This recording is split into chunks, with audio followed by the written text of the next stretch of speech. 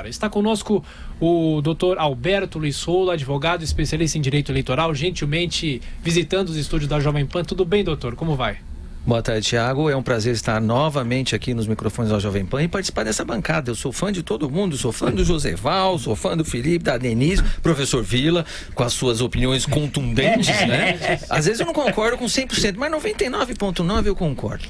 Então é um prazer, é uma alegria estar aqui, eu me sinto muito honrado. O senhor estava dizendo que, fora do ar, que o terceiro voto é a incógnita. Que leitura que o senhor faz do julgamento até agora? Um voto bastante extenso do desembargador João Pedro Gebran Neto, mas de qualquer forma o placar de 1-0.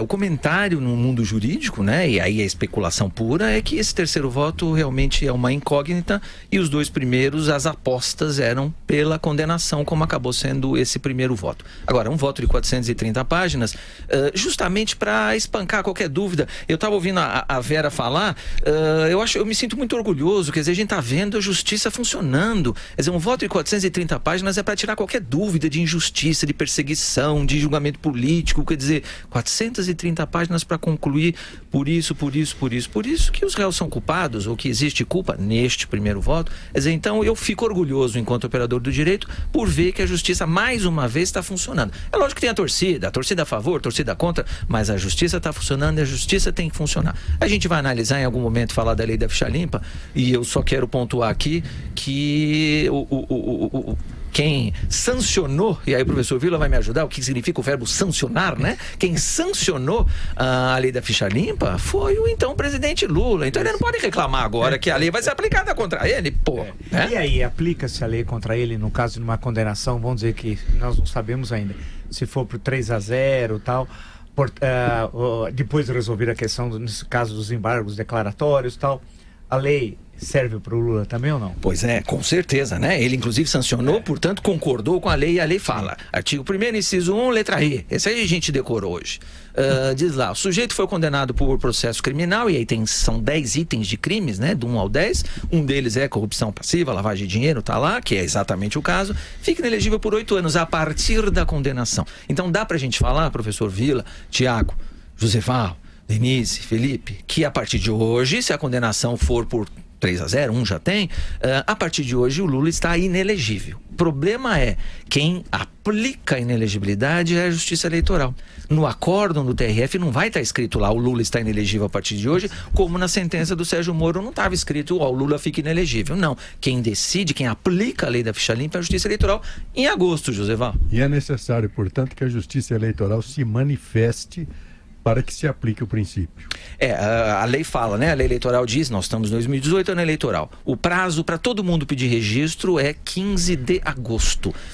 O registro de presidente da República é feito no TSE. Não sei se vão ser 5 candidatos, 8 candidatos, 12 candidatos, não importa. Até dia 15 de agosto, os pedidos estão lá na Justiça Eleitoral, lá no TSE. Um deles deve ser o do Lula. Então, dá para ele dizer, imagino que ele está lá no sindicato agora, lá em São Bernardo, vai dizer, eu sou candidato, hoje ele vai dizer, amanhã ele vai dizer, e juridicamente não está errado. Ele não vai ser considerado mentiroso por dizer que ele é candidato hoje e amanhã. Porque a gente tem que esperar a decisão do TSE sobre deferimento ou indeferimento. Como é essa manifestação? Se é que ele se inscreva, né? Quer dizer, claro. Só me desculpe, ele primeiro precisa manifestar o desejo de ser candidato. E o desejo legal é no momento que ele solicita junto ao Tribunal Superior Eleitoral, né, registro a sua candidatura. É nesse momento, quando a justiça é provocada, é que ela vai dar a resposta. Caso contrário, não há uma declaração de inelegibilidade, né? Exatamente. Fica aquela inelegibilidade latente, porque houve a condenação, mas se ele não for candidato, a gente não precisa declarar essa inelegibilidade. Perfeito. Felipe tá Como que é a manifestação do TSE? Eles têm que se reunir todos votam? Então, como que é isso, doutor? Como é que é feito o julgamento de registro de todos os candidatos, não só de presidente?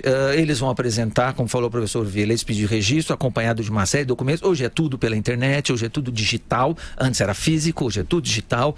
Vão juntar lá todos os documentos, a gente chama, né? Eu dou aula lá na faculdade, a gente chama vão cumprir as condições de elegibilidade que estão na Constituição e vão mostrar que não estão incidindo ou caindo em nenhuma situação de inelegibilidade. Então são duas coisas que a Justiça Eleitoral vai avaliar: cumpre as condições de elegibilidade. Vou dar exemplo só. Filiação partidária, domicílio eleitoral, idade mínima para presidente da República, 35 anos. Então, cumpriu essas condições? Tá.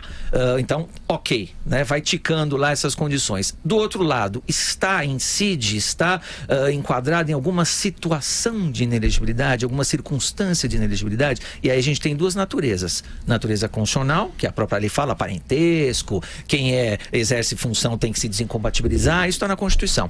E aí vem as inelegibilidades infraconstitucionais, que é onde entra a tal da lei da ficha limpa, que ele sancionou. Quer dizer, então, artigo 1º, inciso 1, letra E. Ele está inelegível se houver condenação. Por enquanto, existe um voto só. E outros partidos, por exemplo, podem fazer pedidos de impugnação da candidatura do Lula. E eu pergunto também, esses pedidos de impugnação só podem ser feitos depois de haver o registro da candidatura original? Ou eles podem ser feitos preventivamente, sem que haja o registro? Não, então vamos lá. Apresentado o registro, juntados esses documentos, a partir do dia 16 de agosto, portanto, o dia seguinte, o TSE já tem condição de começar essa análise e começar o julgamento. Vai ser publicado um edital para tornar público, conhecido para todo mundo, que o candidato A, B ou C pediu o registro para concorrer à presidência da República. A partir daí, então, corre o prazo para impugnação. Sua expressão está corretíssima. Quem é que pode impugnar? Qualquer candidato adversário, qualquer partido político, qualquer coligação, né? E o Ministério Público. Então, aí haverá impugnação, tem amplo direito de defesa, contraditório, e aí o TSE julga. O Thiago perguntou, como é que julga? É o órgão colegiado, 7 ministros, como a gente viu em algum momento aí, julgamento chapa Dilma Temer, e eu estive aqui na Jovem Pan, são 7 ministros, mudou a composição, vai mudar de novo, são 2 ministros que vão sair, o ministro Gilmar Mendes sai, acho que a semana que vem, o ministro Luiz Fux sai mais um pouco para frente, então vai mudar a composição, mas são 7 ministros que vão julgar. Agora tem prazo de recurso. Agora, outra coisa que a lei fala, é importante destacar isso, o prazo para o TSE julgar os pedidos de registro, Felipe, é até, diz a lei, 20 dias antes da eleição, que vai dar, Josival, 17 de setembro. Então agora, até o dia 17 de setembro tem que estar julgado. Agora, Torrolo, por que teve já vários candidatos à prefeitura e mesmo governador que tinha ficha suja, indo contra a lei da ficha limpa, e conseguiram se eleger, inclusive? Perfeito. O que acontece é que a própria lei permite, como a gente está falando de exercício de cidadania, né, o sujeito ser candidato e receber votos, né, dos cidadãos, eleitores, a própria lei diz que enquanto não houver o julgamento definitivo, ele pode ser candidato. Então isso vai aplicar para o Lula, se for o caso, e no seu exemplo aplicou e aplica para os prefeitos e aplica para os governadores também, e para deputados, né? Vamos falar só do executivo. Então acontece sim, porque aí tem os graus de recurso, ainda que, vamos imaginar prefeito, o juiz eleitoral na primeira instância julgou o registro, deferiu, indeferiu, houve recurso, o TRE examinou, deferiu, indeferiu, tem recurso para o TSE. Então acontece sim, às vezes, da justiça acabar julgando o registro depois que o mandato já começou. Isso acontece de monte. Nós poderíamos chegar nesse limite, então, de o Lula ser candidato, eventualmente, de ser eleito, com essa instabilidade, não dá, considerando essa possibilidade. É dia 17. Não, mas ele falou que já teve eleição, inclusive, se não tiver o julgamento final. Haveria esse risco institucional? Olha, 17/9 no TSE, Vila, mas sim, aí vai caber recurso para STF também, né? Então, o que a lei fala? Na instância ordinária, para efeito presidente da República, imagine que a instância ordinária é o TSE, mas ainda tem recurso para o STF e dá para pedir efeito suspensivo, quer dizer, realmente é um imbróglio jurídico. Pode ser condenado, se candidatar, ser eleito e exercer o mandato até a decisão final do Supremo. Vai depender, Joseval, do deferimento e indeferimento. O que a lei fala? Se o sujeito concorrer com o registro impugnado, indeferido, não impugnado, Felipe, indeferido, aí os votos são nulos.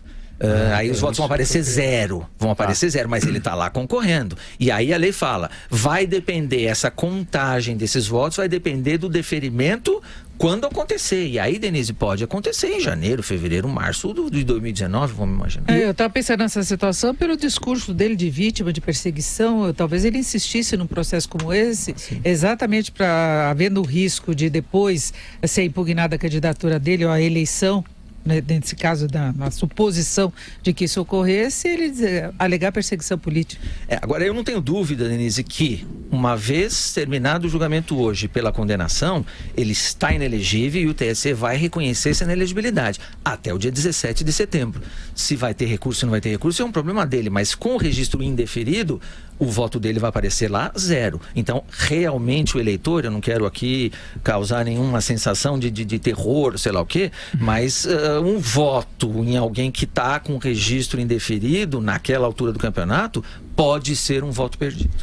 Outra coisa, doutor Rolo, a inelegibilidade não tem nada a ver com o trânsito em julgado de sentença condenatória, né? Não, Joseval, porque a lei da ficha limpa fala condenação transitada de julgado ou decisão proferida por órgão colegiado. E aí há um questionamento, sob o ponto de vista constitucional, justamente entendendo que esse ponto da lei seria inconstitucional, porque aí está ferindo a presunção de inocência. Porque você fala em condenação por órgão colegiado. A lei, não a decisão de Porto Alegre. Já foi questionada, Joseval, e o STF decidiu por maioria que a lei é constitucional. E mesmo que o TSE declare Lula inelegível até 17 de setembro, ele poderia, por exemplo, participar de debate eleitoral na televisão? A lei assegura a participação de todos os atos, pode fazer passeata, carreata, comício, propaganda no rádio e na televisão, todos os atos até o julgamento definitivo do registro. Aí poderemos ter... O senhor já quer fazer a sua análise também, antes da gente ir para o intervalo? O senhor não fez a análise ainda, depois o Felipe também vai fazer. Eu quero fazer, é muito breve, porque eu queria colocar uma questão para o doutor Rolo, porque claro, a gente está recebendo todas essas informações, pensando nessa hipótese da condenação por 3-0, aí no caso teria os embargos declaratórios, são muito rápidos, tal. Inclusive eu estava lendo o regimento do TRF da 4ª região, mas aí é uma questão, essa é uma questão, a questão eleitoral é outra, né? A gente saber distinguir as duas questões. Então, quando a possibilidade de, usando uma expressão popular, de melar o jogo, ou seja, que o PT vai jogar para melar o jogo, ou seja, o slogan eleição sem o Lula é golpe, eles vão colocar em prática legalmente. De que forma legalmente? Vão fazer a inscrição da chapa, né? Do partido, que vai seguir todos esses itens e vai bater na lei da ficha limpa. Aí vai ser negado, né? Vai ser indeferido o pedido, creio que essa deve ser a expressão correta, né? Vai ser indeferido. Eles vão entrar com recurso. Enquanto isso, paralelamente a isso, está ocorrendo a propaganda eleitoral. Começa quando a propaganda na TV? Em agosto? A propaganda em geral começa dia 16 de agosto. 16 de agosto. 16 de agosto. Então, 16 de agosto vão ter um mês quase de campanha eleitoral. Tem a campanha no rádio e TV, eles estão nas ruas, etc. Tal. Aí o pedido, mesmo que eu creio que o TSE vai ter a prudência, espero, de apreciar rapidamente a solicitação, qualquer pedido de impugnação, já resolver o mais rápido. E eu presumo que o STF, dada a gravidade da situação, porque poderíamos entrar numa crise terrível política eleitoral mais grave da história brasileira, né? Então eu creio que o STF vai tentar ser o mais rápido possível, mas mesmo assim nós vamos estar nos aproximando do dia 7 de outubro, que é o dia da eleição do primeiro turno, quase que, vamos dizer que dê tudo certo, resolvendo a questão, ver que chegasse no STF e o STF resolvesse. Mas é muito provável que não ocorra isso, né? Então, é possível, então, que na urna eletrônica esteja lá a foto do Lula, o número 13, que vai ser o número, evidentemente, que ele vai levar à eleição, mas na hora que alguém digitar o 13 e ser considerado nulo, pelo que o senhor falou, né? Como é que vai separar o voto, aí já é uma outra pergunta, o voto nulo propriamente dito, do voto nulo num candidato em que foi suspensa ou foi indeferida sua... não é inscrição, né? Como é que... Registro. Seu registro, melhor dizendo. Perfeito. Vou lembrar o que falou a Denise. Isso já aconteceu para prefeitos e já aconteceu para governadores. A urna eletrônica, o programa, consegue fazer essa separação. O que é voto nulo original, que o eleitor quis votar nulo, sim. E o que é voto que foi atribuído ao número 13 confirma e por enquanto não está sendo considerado. Na verdade, o resultado oficial, e é o que aconteceu com prefeitos, é o que aconteceu com governadores, o resultado oficial da Justiça Eleitoral vai ser candidato Lula, 0. Portanto, qual vai ser a proclamação do resultado nessa hipótese? Eventualmente, o segundo colocado é que vai ser considerado eleito. Agora, ele pode estar preso, né? Hipoteticamente, também ele pode ser preso. Como é possível um candidato, alguém preso, ser candidato? Tem aquele problema, e eu ouvi os programas nos últimos dias, e o senhor falou disso, né? Tem essa questão do sujeito não pode estar na linha sucessória processado, e como é que ele vai ser candidato e tomar posse e preso? É uma incoerência, mas infelizmente o direito não é matemática. Então acontece, e o senhor tem razão de atentar para essa incoerência. É possível ele ser preso e ser candidato, só que ele não vai conseguir fazer campanha, mas os outros fazem por ele. E já aconteceu no passado de prefeito, por exemplo, aí eu estou falando de novo de executivo, de tomar posse e exercer eventualmente o mandato preso numa situação, já aconteceu.